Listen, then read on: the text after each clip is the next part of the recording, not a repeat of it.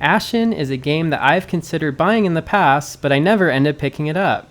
However, it was 40% off in the eShop, so I decided to pick it up, and it was not really what I expected it to be. What's going on, you guys? My name is Ryan, aka Arpit.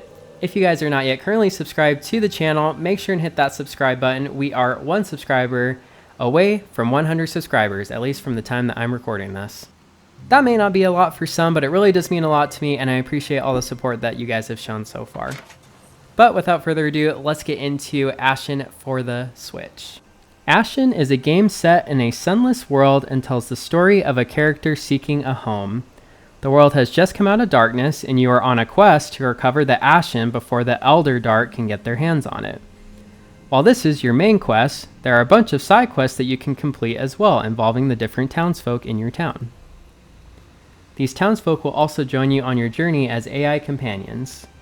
You have the option to roll by yourself if you want, but this game is much harder by yourself, so they are definitely a big help. For the most part, the AI in this game are actually pretty helpful and don't do too many stupid things. That isn't always the case, but for the most part, they're pretty good in defeating enemies and making it through the tougher areas. When it comes to combat, you can wield a one-handed weapon and shield, or a stronger two-handed weapon. You are also equipped with a Crimson Gourd, which can replenish your health and can be refilled at relic points, which are essentially the save points in the game. Ashen definitely has to be one of the most unforgiving games I have played in a very, very long time. This game definitely prides itself on being difficult. You can tell by the footage you're watching that this game is kind of a faceless Dark Souls clone. Faceless just meaning that the characters don't have any faces. Just like Dark Souls, it is extremely tough, and you have to be methodical in how you approach each enemy. It is stamina based, meaning that every dodge, attack, and block requires stamina, so you can't spam attacks or dodges, or else you won't be able to defend yourself. You have to be smart, and unfortunately that also means when you are facing off against 5 enemies at once, you kind of have a high probability of dying if you don't play it smart. I did really enjoy this gameplay, and I felt like it worked really well. One thing that sticks out with Ashen is the voice acting and the music. The voice acting is very, very, very well done. And because none of the characters have faces, you aren't ever distracted if their mouths don't match up with what's coming out of their mouths, like other games often do. The music really sets the tone. It has sort of a darker, grim feeling, which really immerses you into what is going on in the world around you, and it really fits. I love that this game lends itself to being open world, so you can do whatever you want to do.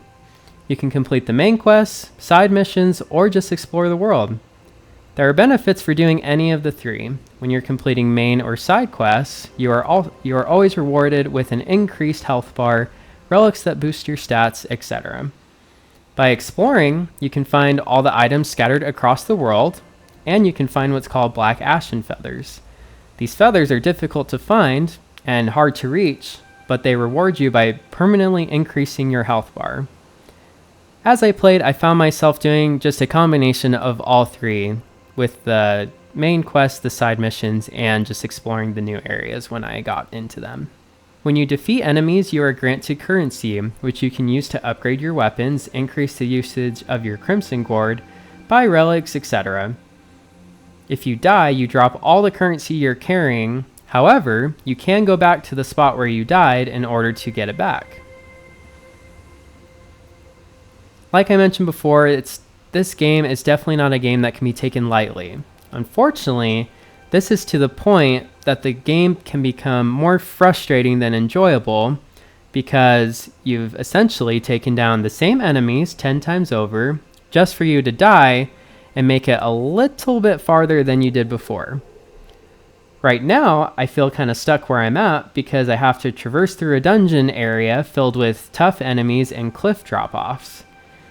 What's making it so difficult is the AI partner that I'm partnered with is constantly falling off these cliffs, and so I have to trudge forward by myself. Now, one thing that the game does offer is some multiplayer. So if you have the multiplayer turned on, you can be matched up with another person, and you two together can go into maybe a tougher area and get through it without dying.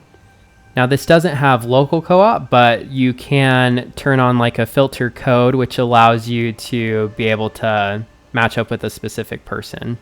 So it does require that they have their own game and that they have their own character and everything that they can match up with your code.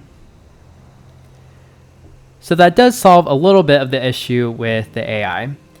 One thing I wish they could have added in the game is for your computer partner to respawn in the times either when they fall or if they get stuck somewhere by an invisible wall.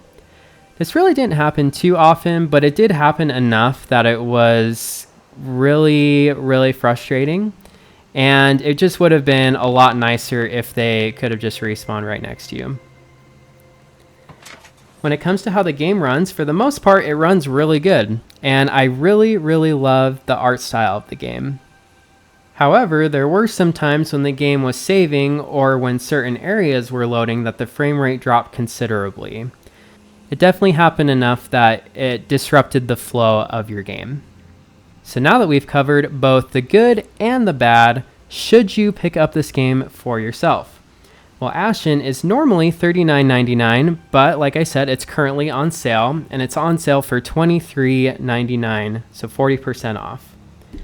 The sale will last until March 28th, so you have just another week or so from the time that I'm recording this video if you wanted to pick it up with the sale price. At this sale price, this game is definitely worth the buy, especially if you're into Dark Souls style games. I think because of some of the bugs, it'd be hard to support the game at the full $40 price tag, but I have really, really enjoyed this game a lot. If this game ever received a patch with a fix to the AI with those specific issues, like I don't think I'd have any issue paying full price for this game at all. But because of those things, I'd probably recommend this game if it's on sale. So whether you're picking it up here within the next week of the time of the video, or if it does go on sale in the future, then I do think it'd be worth diving into because there's really a lot of content to enjoy in it. The gameplay is really good. Other than just the frame rate and some of the issues with the AI, I really didn't have any issues with. So if you do find this game on sale, I would definitely recommend picking it up at really any sale point because it is a really enjoyable experience for any game player. Thank you guys so much for watching. If you guys enjoyed the video, make sure and hit that like button. If you guys ended up picking up the game, definitely let me know what you guys thought about it down below in the comment section. Subscribe if you guys are new here to the channel, and I will see you guys in the next one. Peace.